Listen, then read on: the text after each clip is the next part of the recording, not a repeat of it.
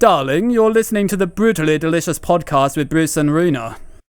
My name is Soma Snakeoil. Delighted to be here today where you are listening to the Brutally Delicious podcast.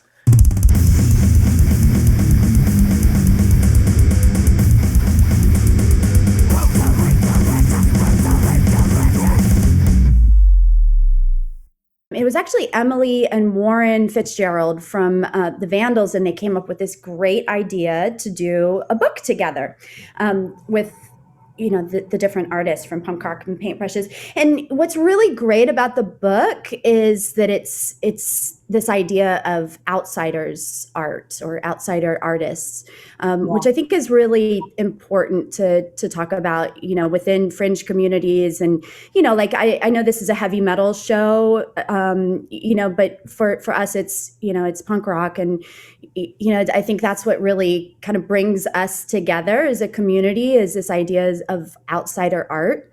Right. So we all talked about, I haven't had the honor of reading everyone's stuff yet, but I've seen like little snippets of what's going on. And, we kind of really dug in deep to our history. Some of us told some really, scandalous stories, or, stories that you might not have heard before in interviews about like what it was like when we were kids. And, I know that some people talked about like being bullied or like feeling like outsiders in their own communities, and how that progressed into their art. I definitely told some stories that I have never talked about before in the narrative aspects, and then there's photographs, of our art. So, yeah, and go ahead. There's a really nice quote, just like a pickup there, that says that there's two things that scare you. One is art and one is sex. So you want to take both of them to the extreme, to the edge, and that is a very cool way to think about stuff. And so does that like depict you as a person perfectly? That quote, is that who you are? Just someone who really enjoys the extremes of things? Yeah, I think so. And, I mean, you think about, some of these energies, like in sexuality, that's what can really turn us on, is if we are willing to really face some of the shadows, some of the darker sides of things, or, really, really get intimate with ourselves and with others. I don't want a boring life. I want an authentic life, I think that's what kind of turns us on about, whether it's music or art or, for me, it's BDSM, I'm a dominatrix, and, that's, if it was, sort of, vanilla sex, I could have the beige life, but I don't want that. Right. I want something a little bit different. And sometimes that's scary, and sometimes that's vulnerable, and sometimes I have to be willing to cry, and that's okay, Yeah, that's really interesting, and I like that. And so a dominatrix, is that something that also then seeps into your art? Yeah, so my art, I feel like I'm onto something with my art if it actually disturbs me, bothers me, I'm afraid to show it to the world, then I feel like I probably should show it. If it embarrasses me a little bit, then I feel like, oh, okay, I probably, hopefully this will, connect with someone else. Right. And I feel like there's something about like, oh, okay, if I feel something here, someone else might feel something here, because it's something about breaking open shame. There's so much shame in our culture. There's so much stigma in our culture. And I feel like it's really, really important to push back against that by being willing to not be silent, and there's so many amazing social movements around that. And we can, really, and it's like, it's not new in some ways, like there were 70s feminists that did that in their art, with the idea of like making the personal political. And there's some element to that in how I approach my art. And it's sort of almost like, I like to think of it as a journal entry, like if it was as private as a journal entry, then I'm going to plaster it all over the walls. I like to think of it also as like spreading my legs open. Yeah. And then that would make a good piece of art, hopefully. Yeah, I like that. I like that comparison. It's really cool. And I had something, but I lost my trail of thought. I'm sorry. We do a lot of these, and I'm in Finland, so for me, it's close to bedtime. Like, my brain's starting to I can jump in real quick then. So it'll come back to me. It was a smart thought. I promise. And yes, I'll jump in. Get that smart thought. I'll jump in real quick. I think the best quote out of there was the opening quote. I'm going to read it. The mess is where we find freedom. I never made it to art school. And it carries on from there. So you never had any professional training at all. You just kind of jumped right in and learned from mentors. Is that what I'm assuming? Yeah, from mentors and also just from myself and being willing to make mistakes. And I think that's so important for all of us, is just to be willing to, be self-taught and absorb from other artists and really just to like get in there, just do it and not be afraid of, this idea. We have so much, it's like this need to technically be good. You don't have to technically be good to create. You can just create. And it's like, for me, there's a little bit of a anti-capitalist, like working class aspect to that. Like I didn't have time to go to an art school or, like a university. I was a single mom, surviving, much of that time on sex work, sometime in restaurants. And I would have loved to go to an art school, but that was not the path that, was given to me. So, I dragged some stuff out of the trash and slapped some paint on it and found my voice. And anyone can do that, like, don't let the establishment ruin your creativity or your voice or some bullshit ideas from the art community about what art is. That's like another form of oppression and capitalism. So just make shit, Yeah, completely agree. I've done that all my life. I'm also a single mom. I have like very little like high level education. Like I can't really tell you what it is because it doesn't translate the Finnish school system. But anywho, I don't have a fancy degree on anything, but have climbed pretty high on the even the day job ladder. Let's put it that way. But I have my smart thought now. Listen, it's extremely smart. Yes, get it. You mentioned shame. And I think it's really interesting because shame is a needed social construct for our society to work, for people to be able to function as groups. Shame is something that directs our behavior into a direction where we are not going to be abandoned or somehow ostracized and thus die because we need the other people to survive. But there is the other aspect of it, which is the one that hinges, which is the one that paralyzes and really stops you from doing those things that you were just describing.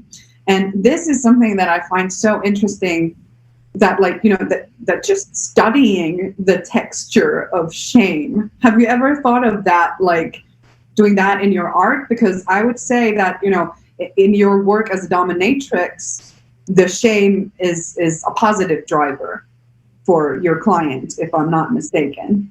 So there's like so many aspects to shame that makes it extremely interesting as a state and as an emotion and as, please tell me I'm super smart. You are super smart. I love this. No, I love having a conversation about this too, because I think it's really interesting, because there is the aspect of shame where, stigma can drive whole groups of people into the ground. It can be oppressive.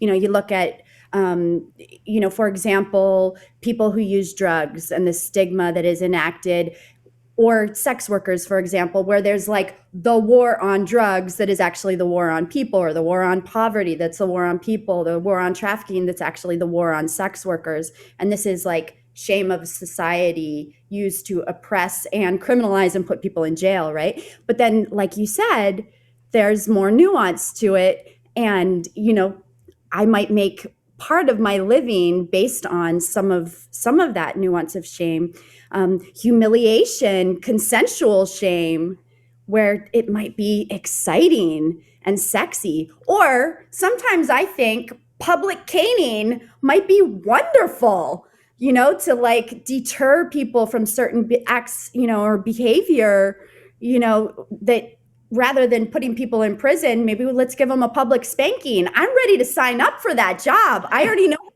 do it, Pro bono work. Everybody. Pro bono.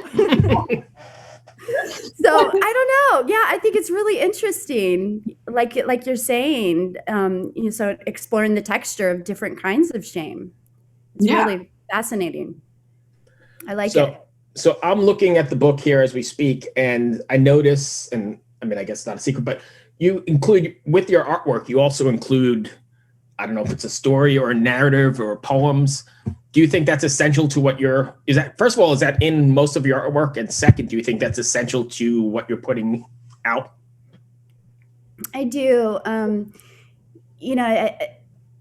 In particular for me, I think there's something about sharing stories, and I talk so much, I'm already losing my voice. I'm yelling over here. Excuse me. For me, the written word is really very important and really powerful. And there's something about sharing stories where it's, the story that I tell, when you read it, you might see your story in it, and it might evoke a completely different set of emotions for you and memories. And you may have a conversation with your friends, and it lead to all sorts of different things. For me, it's very much about sort of mixing words and images together, because I think that it's almost like like we used to sit around campfires and tell each other stories. And I think it's incredibly powerful sharing those narratives together and having those conversations. I do believe in storytelling as much as possible. So yeah. I 100% agree with you. I think we've sort of gotten away from that in the culture, but I don't know if you've paid any attention, but there's a website out of New York called the Humans of New York. And it's all just a narrative driven video thing where they just stop people on the street, homeless people, wherever they are, and they just get stories, and the stories are so raw and emotional and real. You can connect to it. It's so cool. Well, that's humanizing too, right? Then we actually really connect with each other as people. And I think where there can be issues that are divisive, and we might not hear each other, when it's story driven, we can connect in a different way. Yeah, I 100% agree. Mm-hmm. Completely. And this is something, well, I love that, obviously in the art circle, people know that stories are important and that people can connect to them. And, I'm a musician, so my way of telling these stories is through the lyrics and through song and so on. But this has now been adopted already, the story thinking, to the corporate world, to the brand building, which is what I do as a day job. Is like, it's all about the stories. So like, it's not only like the human part of it, but because I see, I should probably be saying this because I am in the corporate world, but it's as kind of like this monster that feeds off of the humanity of people. And they've now recognized the importance of stories, and it's now used to monetize things, and it's now used to sort of, because art is pure. Art is something that comes from the heart, from the soul. You can't do it unless your core is in it, but you can do all sorts of things for money. And I'm talking about the corporate world, where your heart doesn't need to be in it. And if you can still spin a nice story around it, it's going to work just as well than the art, and this is why people hire people like me, I guess. God, I'm ruining my career on this podcast now. But oh, don't worry. I'm also a single mom, so it's just two people starting. Oh, no, but it's an interesting point that you make, I mean, we see that with everything in capitalism, right? Whether it's art or spirituality, or, I mean, even like with the mindfulness movement becoming very popular, and going into, like, whether I'm just picking a company, Google, I don't know, whatever, but it becoming so mainstream that in corporate companies, everyone's doing mindfulness to be better at, I don't know, selling stocks, whatever it is, selling tech. Right. Where it's like originally it, came from the East, and, people sort of being actually anti-capitalist, right? Like, it's not that at all at its core, but it's really Yeah, interesting. yeah. And it's so disturbing because, like, instead of paying people a livable wage, making sure that they have the time and the people resources to do their job well, so they're not like overwhelmed with like crazy amounts of overtime and so on. Now these companies are offering these band-aids of like, here, have a mindfulness course. It's not us, it's you. Like, you're Right. just not managing your head in this crazy demanding and increasingly demanding world and setting of capitalism. And you were so right before when you said about the war on drugs and the war on human trafficking and so on, that these are actually just mislabeling things. And I find that this is like very much comparable to what I'm talking about now. That it's not employee well-being, it's greenwashing. It's management greenwashing with these same sort of aspects and skills. And I'm losing my English words because I'm Finnish. Sorry. You're doing great. You're doing great. But yeah. I like to think of it in harm reduction perspectives, though, because even if there are all the negative effects of capitalism and all of that, but then good stories between people being shared, and mindfulness, and so hopefully there are the positive effects and positive change that happens along the way as well. So yeah, because this is the thing. Even if someone is slapped with mindfulness as a band-aid for a toxic work environment or something like that, it doesn't mean that they can't draw something actually good and beneficial. Shit, I thought I put all of these away. But yeah, but it doesn't mean that they couldn't draw something actually beneficial to their lives from that thing, even though like the premise is a little messed up in the beginning. Have you ever found or worked on a piece and found that it was too vulnerable to put out, or too, I probably just messed up that word, vulnerable? I like it. Have you ever had that kind of where this is just going to be private, or do you just go all in and throw it all out there? There's one piece that I'm actually looking at across the room right now, and it's a piece that I did on survival sex, and the photograph it's a photograph of me burning myself with a cigarette, and and in the piece I describe having sex with multiple people, and and at the time I was unhoused, and and it was like to go inside for a period of time when it was very cold, and it's like a really intense piece, and to talk about all of that stuff like publicly, and the piece is like bigger than like it's larger than me, it's like huge. And when I first started working on that, I was staying in a hotel in New York, and I was working on the musical Home Street Home with my ex-husband, Fat Mike, and we were it was like whenever I was not working on the musical, I was going back to the hotel and I was working on this piece, and I had planned on dropping it in oh my God, Times Square. And I was just gonna like leave it because it was like freezing cold at the time, and I was thinking about like other women who might be engaging in survival sex at the time to stay warm. And I just thought, I'm gonna leave it out there, like outside. Right. I don't need to sell this. I just want to like make a statement in, Times Square.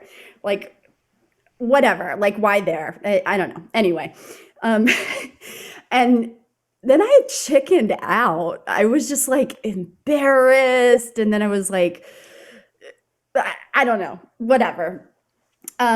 So I'd left it in the hotel room. So someone found the first version of it in my room and, you know, like probably threw it away and was like, this is some sassy shit. But yeah, I half finished it and I just couldn't do it. You know, and I think that's, you know, that speaks to, you know, like shame and embarrassment around sexuality. And like, even though like I am such a loudmouth, you know, like I just say all of the stuff and I was embarrassed, you know, and I think that's important to talk about because there's plenty of people where it's just like hard to even tell your partner about some of the things you might have gone through or, you know, and that's really hard. And then when I got back here, probably a year later, I was like, fuck this. I'm going to say my shit, you know, like, I don't care if it makes it harder for me in the future. Like I'm going to speak my mind, you know? And I even had like fear of like, is this going to affect things for me with lovers in the future? Or, you know, and that's like one of the things that's really hard for people too, is like telling their sexual history and are they going to be judged and, you know, like by future lovers and shamed and all of that kind of stuff. And I think that's one of the reasons why I do speak up about things like this is like, don't fucking judge people for what they've been through. Fuck off. You're an asshole if you judge people for what they've been through, you know? Right. Exactly. So, and like what they had to do to keep warm, because obviously it's a stupid idea that to be an honorable woman, you should have just frozen to death. Yeah. Then you would have done the right thing, you know, and like your precious reputation or whatever, your honor would have been intact and you would have been dead in a ditch, you know, yay. Totally. And this is something that is deeply rooted in shame. And I wish we could have done this entire episode on this and just like spin a lot of stories around shame. But yeah, I'm first of all, I'm sorry to hear that you've been in that situation, that you had to like make those choices. I'm not sorry that you made the choices that you had to make, but I'm sorry that you had that difficult time in your life. Yeah. And then, you know, like I also feel like, you know, there's so much, and, you know, that it's been talked about in so many different ways, but there's just so much, that where, you know, like women's sexuality, and we'll talk about this in Women's History Month right now, where women's sexuality is viewed in such a different way, right? And as an empowered sexual woman who is a sex worker, you know, I am happy more and more to own all of the parts of my sexuality as a polyamorous sex worker, BDSM person, kinky as fuck, who has a sexual history. And maybe I've fucked more people than you know, like, and I'm happy to say that, you know, it's just like, you know, there's that aspect too, where it's just like men's sexuality might be viewed different than women's sexuality as well. Or, you know, like gender or like whatever binary, you know, fuck the binary too. So yeah, I mean, I can go on about that forever, but. No, you're completely right. And I'm sorry, I know we're running out of time, but I really just like, I love that you're saying all the things that you're saying, because like, I've gone on these crazy rants on this podcast about female sexuality and the shame aspect and everything, while very confused musicians are staring at me digitally. You know? So I just got to say how happy I am. Like today we've talked to Joanna Angel and you. So like, you know, that we great. Really now dived into the subject, and I'm just so happy to get these voices out there, because I agree 100% with everything that you said. That's awesome. She's amazing too. Yeah, she was we had a great time talking to her. Anyway, tying this right back into the book, and then we'll finish up real quick. How did you pick the submissions you put in the book? How did I what? Did you do them just for the book, or did you select them from your artwork already? I selected them from my artwork already. the more recent one is a piece called I Am the Other Woman, which is pretty in theme. I'm looking at that right now. With some of the stuff that's going on with our conversation. And I really feel good about that one because, it's this idea of owning this persona of being the other woman, I think is really quite strong. This is a very stigmatized idea in society, being the other woman. And, it's like, what I mean by that is being a sex worker, and sort of really being out and upfront about being a sex worker and not being a threat to a wife or a girlfriend, which I think is really important and different than like, oh, I'm gonna cheat with your boyfriend or your whatever. It's like, no, this is work and therapeutic work, and I don't have any interest in your partner. I'm here to do my work, and I want him to go back to you at the end of the night and be good to you, and not be an asshole. So Yeah. I like that piece. And I'm looking at that right now. That's a powerful anyway. Yeah. Anyway, we definitely have to wrap up because that was a great conversation. I wish we had more time. Thank you. Take care, y'all. Be well. Take care. Bye. Bye. Bye.